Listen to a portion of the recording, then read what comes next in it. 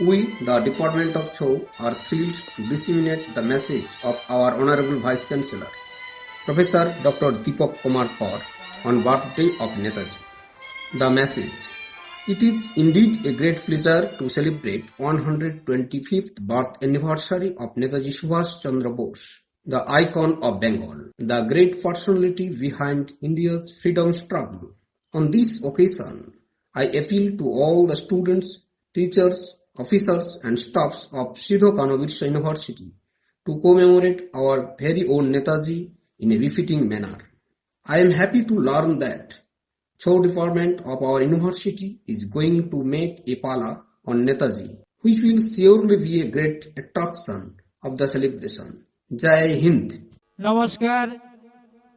নেতাজি সুভাষ চন্দ্র বসুর 125তম জন্মজয়ন্তীকে স্মরণ করে সিধো কানহো বিরসা বিশ্ববিদ্যালয়ের ছৌ বিভাগের ছাত্রছাত্রীদের দ্বারা শুরু করতে চলেছি এক ছৌ নৃত্যপালা বীর বিপ্লবী নেতাজি।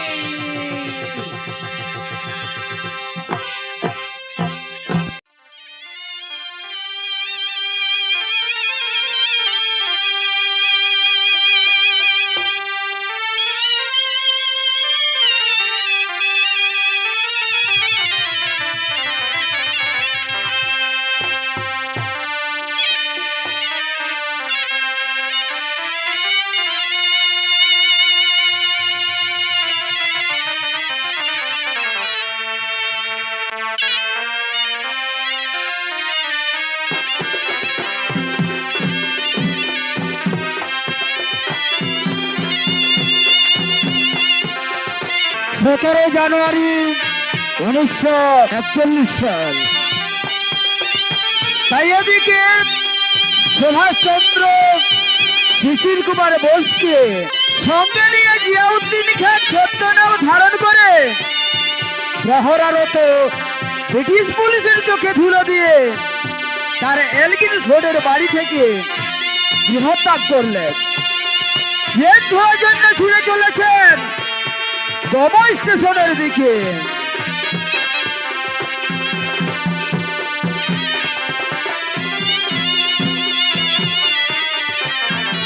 এরাই হলেন সেই সুভাষচন্দ্র বোস ও তার ভাইপো শিশির কুমার বোস।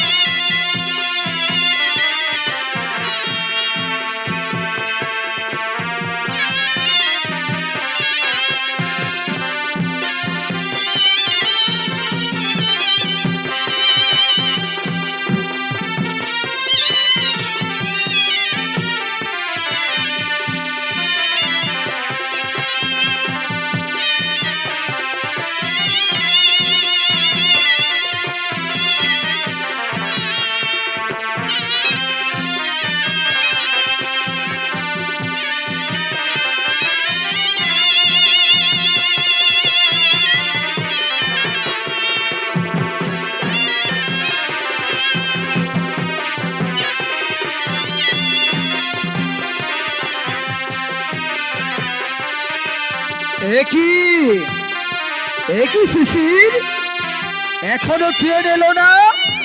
সবাই তো হয়েই গেল।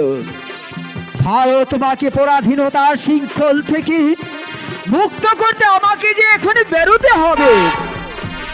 ওই যে কাকু, ট্রেনের শব্দ শুনে যাচ্ছে। ওই যে ট্রেন এসে গেছে।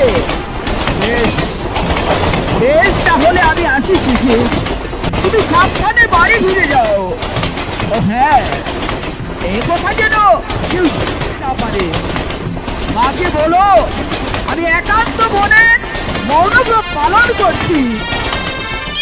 ঠিক আছে কাকু, তাহলে আমি এক্ষুনি বাড়ি ফিরে যাচ্ছি।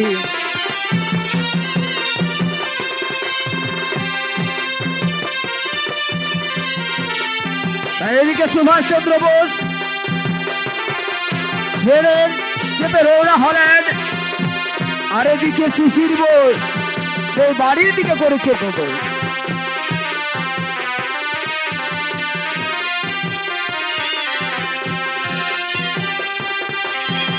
আর ওদিকে সীমান্ত রক্ষীগণ ভারত আফগান সীমান্ত প্রহরার জন্য করেছেন আগমন।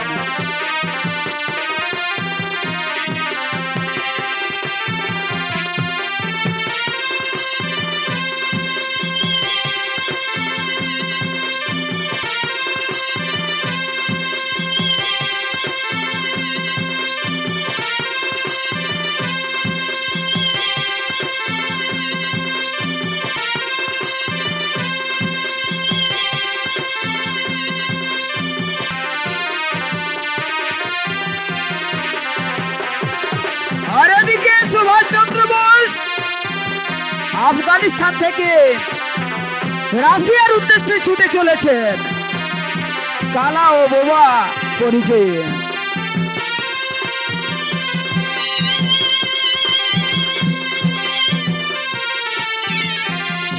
দাঁড়াও! তোমরা কারা? কোথায় যাচ্ছ?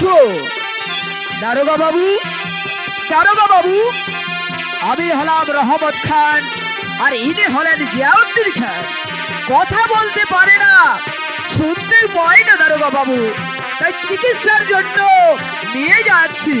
ঠিক আছে, দেখি তোমাদের সার্চ করে দেখি তোমাদের মধ্যে কিছু আছে কিনা। হ্যাঁ হ্যাঁ, ঠিক আছে ঠিক আছে, তোমাদের কিছু নেই, তাই যাও যাও।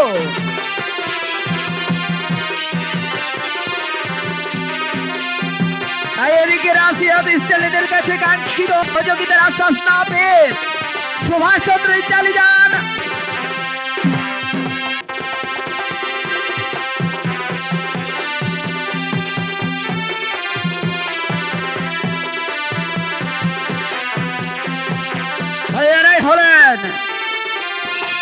এরাই হলেন সেই ভগৎ তালোয়ার ও সুভাষচন্দ্র বোস।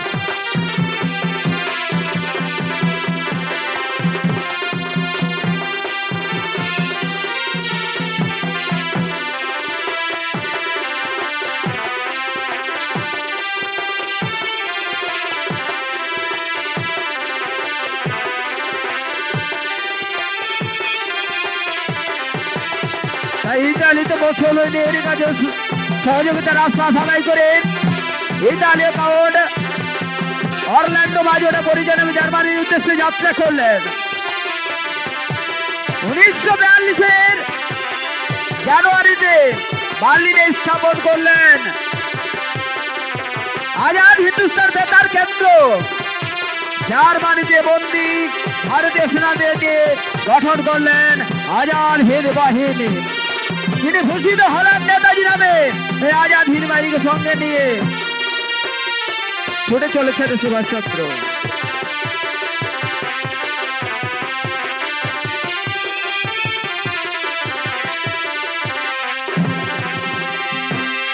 তাই এদিকে আজাদ হিন্দ বাহিনীকে সঙ্গে নিয়ে সুভাষচন্দ্র করেছেন আগমন।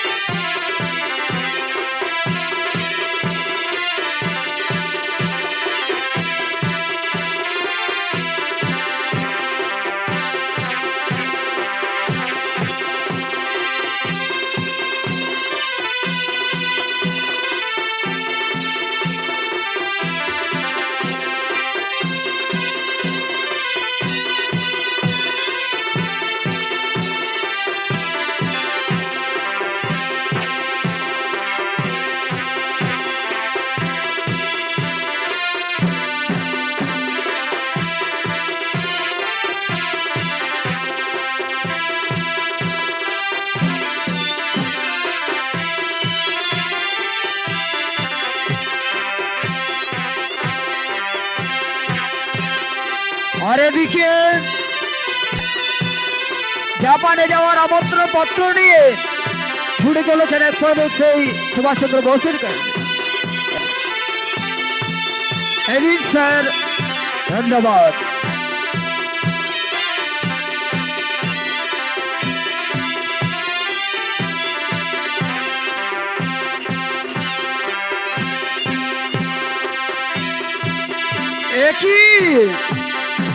একই আবির বিদেশি বিরোধী আন্দোলনকে আরো জোরদার করার জন্য বিপ্লবী রাসবিহারী বসু সিঙ্গাপুরে যাওয়ার আমন্ত্রণ পত্র পাঠিয়েছেন।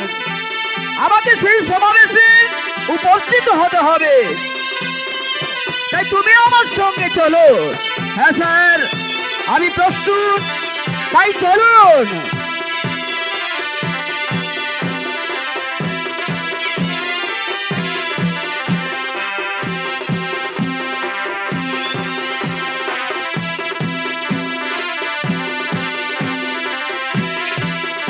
এদিকে সুভাষচন্দ্র বোস আমিরকে সঙ্গে নিয়ে ছুটে চললেন সেই সিঙ্গাপুরের দিকে। এদিকে 4 জুলাই 1943 সাল সিঙ্গাপুরে এক সমাবেশে যোগদান করার জন্য প্রখ্যাত ভারতীয় বিপ্লবী রাসবিহারী বসু তার ইন্ডিয়ান ইন্ডিপেন্ডেন্স লীগের সদস্যদের নিয়ে আগমন করছে।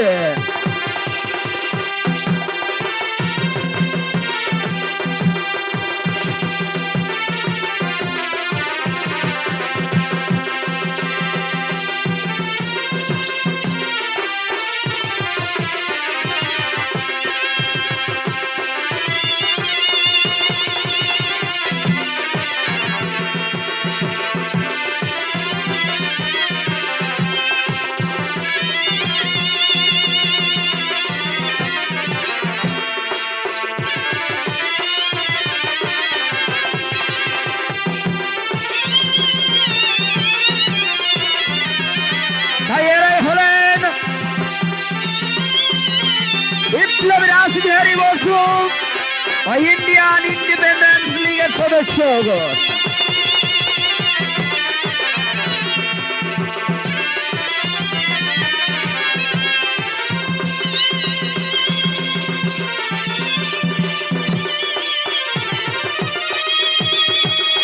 আর এদিকে আমির হাসানকে সঙ্গে নিয়ে সেই সমাবেশে যোগদান করার জন্য সুভাষচন্দ্র সিঙ্গাপুরে করছেন আগমন।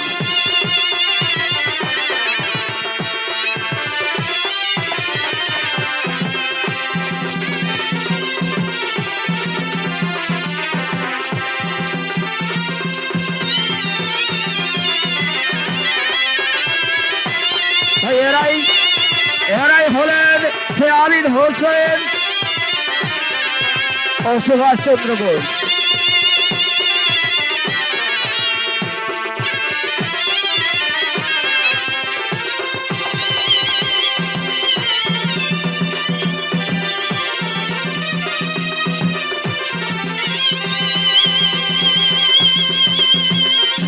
সুস্বাগতম সুস্বাগতম সুস্বাগতম মিস্টার বোস, আসন গ্রহণ করুন।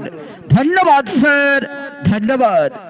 শোনো শোনো হে আমার স্বাধীনতা সংগ্রামীগণ, স্বাধীনতা আন্দোলনকে আরো শক্তিশালী করার জন্য আমার বার্ধক্য জনিত কারণে আজাদ হিন্দ বাহিনীর সমস্ত দায়িত্ব আমি এই সুভাষচন্দ্র বোসের হাতে অর্পণ করলাম। তাই আসুন আসুন মিস্টার বোস, আসুন। ধন্যবাদ স্যার, ধন্যবাদ। তাই শোনো উপস্থিত স্বাধীনতা সংগ্রামীগণ ও আমার আজাদী সেনাগণ, এই সময় হচ্ছে যুদ্ধের সময়।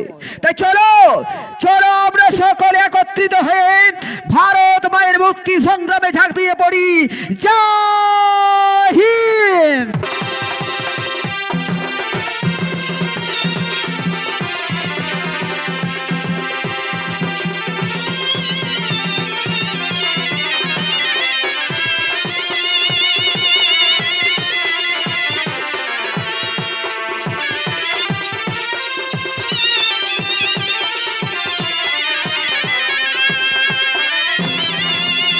এদিকে সুভাষচন্দ্র বসু তার সৈন্যদের নিয়ে ছুটে চলেছে।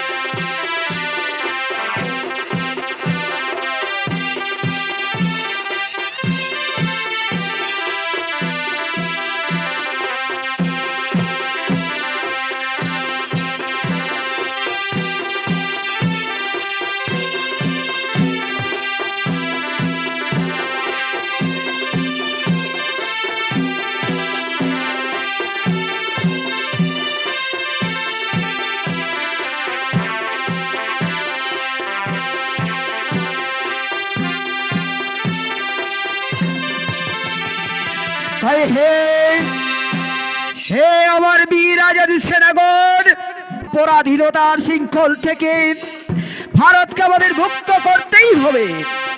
আমাদের দাবি ভারতের স্বাধীনতা, আর এই স্বাধীনতা দেওয়া হয় না, ছিনিয়ে নিতে হয়।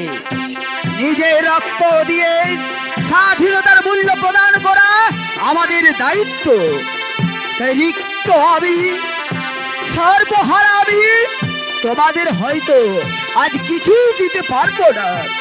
তাই তোমরা আমাকে রক্ত দাও, আমি তোমাদের স্বাধীনতা দেব।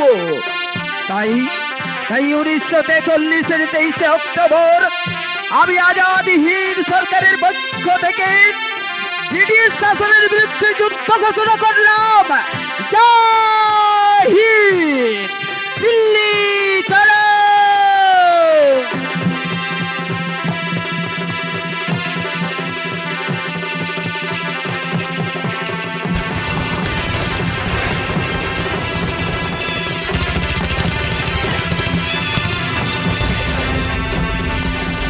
সুভাষচন্দ্র বোস তার সমস্ত সেনা নিয়ে, আজাদী সেনা নিয়ে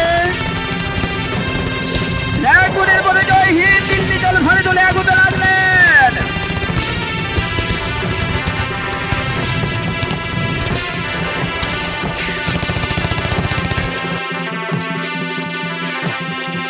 এখন সে বৈরাগে জাতীয় পতাকা উত্তোলন করলেন। হে আমার আজাদী সেনাগণ, এতক্ষণে আমরা এই ফল দখল করেছি, এরপর চলো আরো একই ব্রিটিশ শাসনে উচ্ছেদ ঘটায়।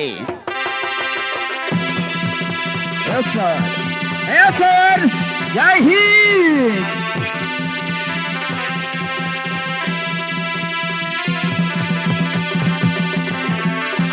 জয় হিন্দ স্যার, জয় হিন্দ। বলো আয়ার সাহেব, কি সংবাদ এনেছো? নেতাজি, আজাদী সেনার যুদ্ধ সামগ্রী প্রায় শেষ হতে চলেছে। প্রবল বর্ষণ, সেনারা বিধ্বস্ত। তাছাড়া জাপানি সেনাও আর মদত দিচ্ছে না। আমেরিকা পর পর দুবার পরমাণু হামলার জন্য জাপান সম্রাট তোজো আত্মসমর্পণ করতে চলেছে। স্যার, তাহলে কি আমরা ব্রিটিশ বাহিনীর কাছে আত্মসমর্পণ করব? না, কখনো না। এই লড়াই আমরা কখনো আত্মসমর্পণ করব না। এই যে হাবিব, তুমি এক্ষুনি যাও, সকলকে পরিস্থিতি সম্পর্কে অবগত করে দ্রুত সরিয়ে ফেলো। হ্যাঁ স্যার, আমি এক্ষুনি যাই।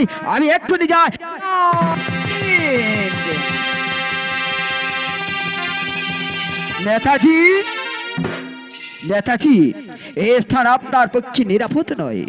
যে কোনো সময়, যে কোনো মুহূর্তে ব্রিটিশ বাহিনী এখানে ঢুকে পড়তে পারে।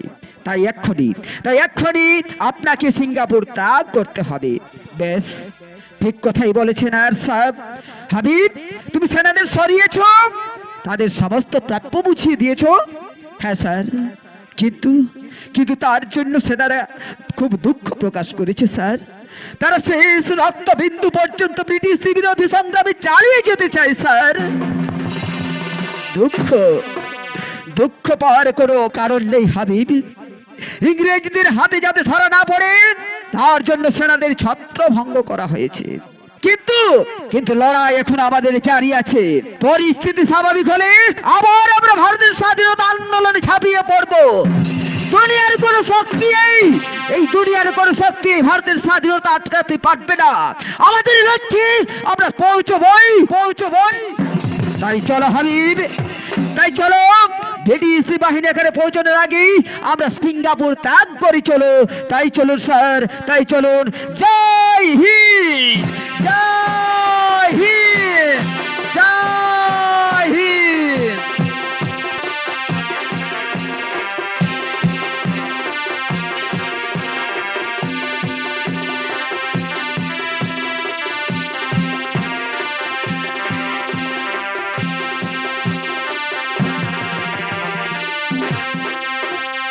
এই পরিস্থিতিতে রহস্যময় ভাবে নেতাজির অন্তর্ধান হয়। আপামর ভারতবাসীর দর্শনে ও মননে নেতাজির শৌর্য, বীরত্ব ও ব্যক্তিত্ব অমর হয়ে আছে। তাই জয় হিন্দ, জয়তু নেতাজি।